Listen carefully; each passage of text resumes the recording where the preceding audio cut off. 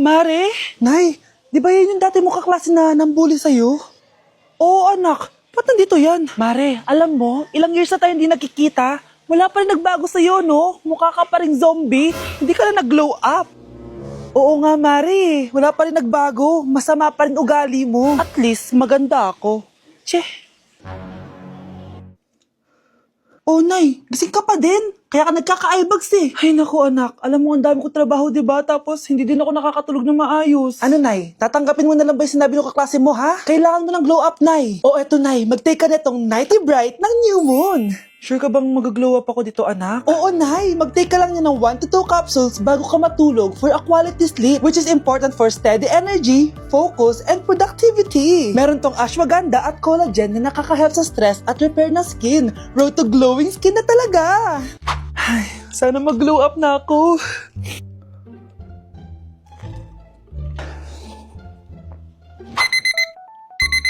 Ay, sarap ng tulog ko. Hala, Nay, ikaw ba yan? Ang glowing mo naman. We, totoo ba yan, anak? Oo nga, ang glowing ng mukha ko. Oh, alam mo na, Nay, ha? Make every night a glow-up night with Nighty Bright. Nay, ayan na naman yung kaklase mo. Mare, ikaw ba yan? Hi, Mare. Parang ikaw naman ang mukhang zombie ngayon na. Anak, kunin mo yung cellphone sa kwarto. May tumatawag ata. Ah, sige po, Nay. Sabi cellphone ni nanay. Anak, bilisan mo naman. Ay, salamat naman, nakatae din. Scarlett, ba't nandyan ka? Eh, di ba pinukuha ko sa cellphone ko? Pinagsasabi mo, Nay. Kanina pa ako dito sa loob. Nay, ito na po cellphone niyo.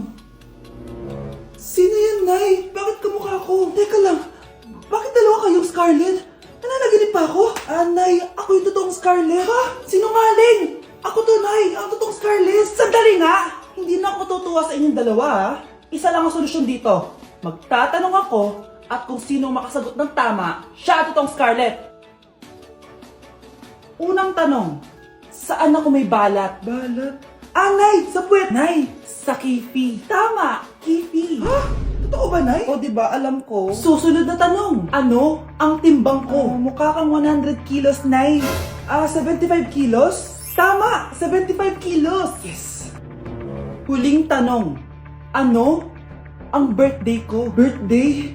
Mahina pa naman ako sa ganyan. April 14, 1977? April 15, 1977. Tama! Ikaw nga ang totoong Scarlett! At ikaw, dahil talo ka, lumayas ka na dito, impostor! Ay!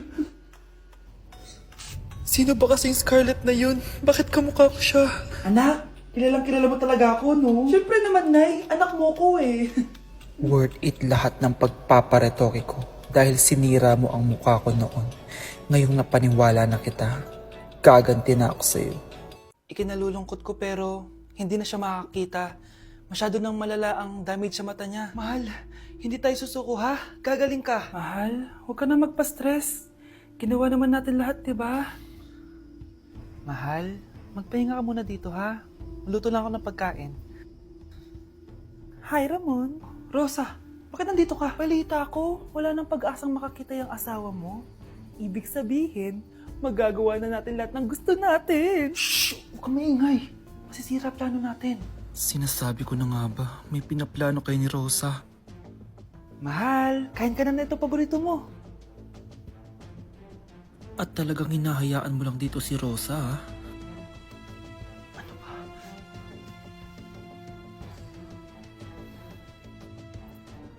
Walang ya kayo? Sa harap ko pa talaga at sa sarili kong bahay? Tay, nabalitaan ko yung nangyari kay nanay. Ipagdasal na lang natin na gumaling pa rin siya, anak. May CCTV dito sa bahay.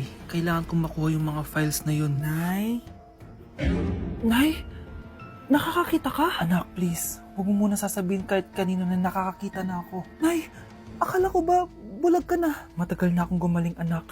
Hindi ko lang masabi kasi may masamang kutob ako dyan sa tatay mo. Sir, good news! Base sa recent lab test ng asawa niyo, nagre-recover yung mata niya. Ano? Ba't parang hindi kayo masaya, sir?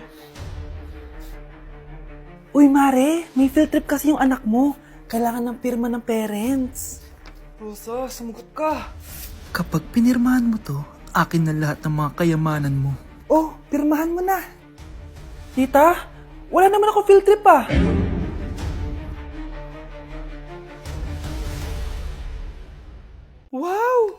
na siya. Ang palamunin dito sa bahay. Nay, wag na yun please. Alam mo, bilib din ako sa'yo eh. Wala na nga tayong makain, nagpabuntis ka pa. Buti pa yung anak ni Rosa, pag-aaral ay natupag. Nakakawalang gana. Yan, umalis ka. Diyan ka magaling. Kasalanan mo to! Sinira mo yung future ko! Ate, please, tigilan mo yan. Walang kasalanan yung bata. Hindi! Dahil dito, galit sa akin si nanay. Kaya dapat mawala na to! Ate, wag! Ate! Anak, kain ka na. Nay? Sorry anak ha sa mga sinabi ko. Hayaan mo, babawi ako sa'yo ha. Thank you, Nay. Nay, sumasakit yan ko. Nay. Oo, yung pinag-usapan natin ha. Hihintayin ko lang mga anak tong babaeng to. Pag nabigay ko na yung bata, ibigay mo na agad yung pera sa akin ha. Palak ibenta ni nanay yung anak ko. O anak, okay ka lang? Walang hiya ka, Nay! Ang sama mo! Akala ko, totoo nagbago ka na. Pera pa rin pala yung nasa utak mo. Abay, bakit? Wala ka nang pakinabang dito. At least yung anak mo, mapapakinabangan ko. Wala ka namang papakain dyan eh. Napakasama mo! Lalayas na ako sa impyernong to! Sige, lumayas ka! Sino tinakot mo? Tignan natin kung saan ka pupulutin. Hello, Bes. Hello, Bes. Kilala mo ba si Edward? Oo, Bes. Siya yung ama ng dinadala ko. Mayaman pala sila, Bes. Gusto kanyang makita kasi gusto niyang panagutan yung baby mo. Talaga? Oo, Bes.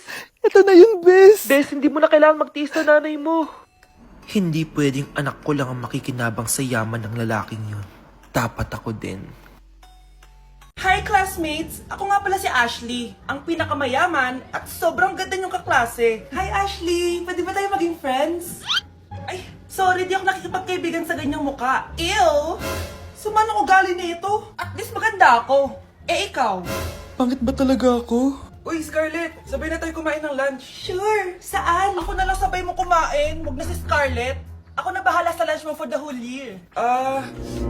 Walang iya ka, Ashley. Aagawin mo pa sa akin yung crush ko? Sige na. Gusto mo bilan pa kita ng car? Car? Sige, sabay na tayo kumain, Ashley. Sorry, Scarlett. Sorry, ako pinili niya.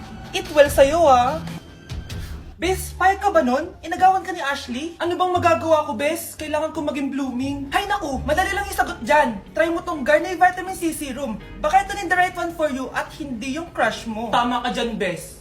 Kaso natatakot ako, baka lalo lang ako maging haggard. Don't be afraid to try new things kasi. Malay mo ito na isagot para maging fresh ka.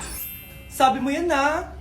OMG, ang fresh na ni Scarlett. Ano kayang ginawa niya? Paano siya naging fresh? Hindi pwede to. Oh, ano ka ngayon, Ashley? Mas fresh na si Scarlett kesa sa'yo. Scarlett, pwede ba tayong sabay kumain ng lunch mamaya? Che, di na kita kailangan. Sapat na sa akin ng Garnier Vitamin C Serum. Kasi it passes the hashtag Garnier yang Che. Humanda ka na, Ashley. This is the beginning of my revenge. Ganda nito. Sana maging successful yung pagbebenta ko ng damit noon, Mahal, ang dami nating ibebenta mamaya. Manifest natin na makabenta kayo, Nay, para makaahon na tayo sa kahirapan. Hindi ako makapaniwalang nabili ko na yung pangarap kong tig 200,000 na relo. Wow, ang ganda niyan, Tay. Anak, tignan mo to binili sa akin ng tatay mo. Diba ang ganda? Hala, di ba mahal yan, Nay? Mas mahal pa to sa bahay ng kapitbahay natin, no? Magbebenta ulit kami mamaya para mas marami tayong pera. Anak, binilang kita ng kotse. Gamitin mo to pag pupunta ka ng school, Ha? Tay, di ko naman po kailangan ng kotse. Kaya ko naman po mag-commute. Gumastos pa tuloy kayo. Dami mo naman sinasabi, anak. Sige na, puntahan mo na sa labas. Wow! May sarili na akong sasakyan. Wow, ang ganda naman ng bagong kotse mo, Scarlett. Salamat po. Hindi ka ba nagtataka, Scarlett, kung bakit ang bilis niyong yumaman? Galing yun sa pagbebenta ng damit nila nanay. Ang dami na nga nila mamahaling gamit ngayon, Sure ka ba? Na damit lang ang tinitinda nila? Nay, bumabagabag talaga sa isip ko kung bakit ang bilis nating yumaman. Ano ba talaga binibenta niyo ni tatay? Ano ka ba, anak? Malaki talagang kita sa pagbebenta ng damit. Pero, Nay, wala nang pero-pero. Hindi ka ba masaya, anak? Na mayaman na tayo? Na nabibili natin lahat ng gusto natin? Sige na, mag-aayos pa ako ng benta ko. Mahal, nakauwi ka na ba?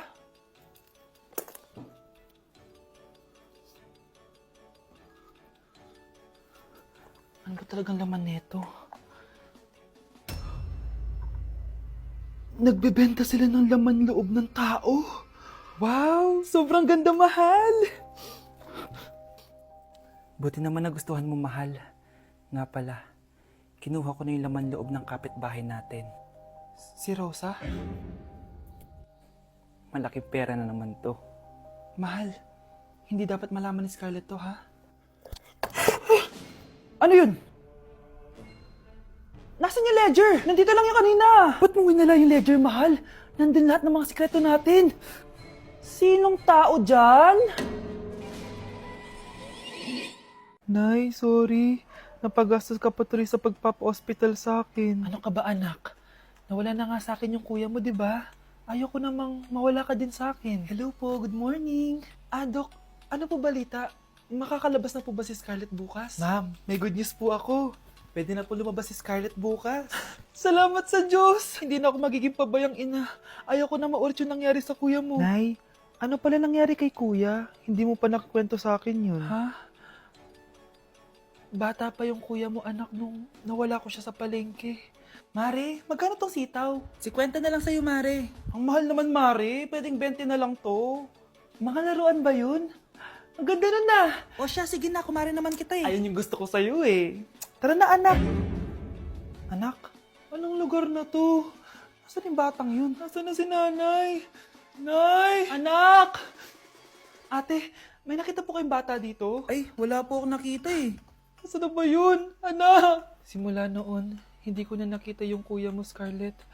Hanggang sa may pumuntang pulis sa bahay natin.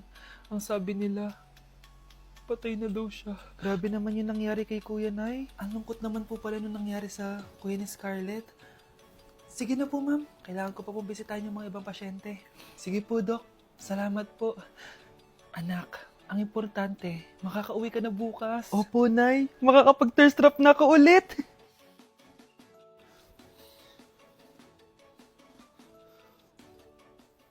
Anak, tara na, uwi na tayo. Nay, may pinapabigay pala si Doc sa'yo. Oh, ano naman kaya to?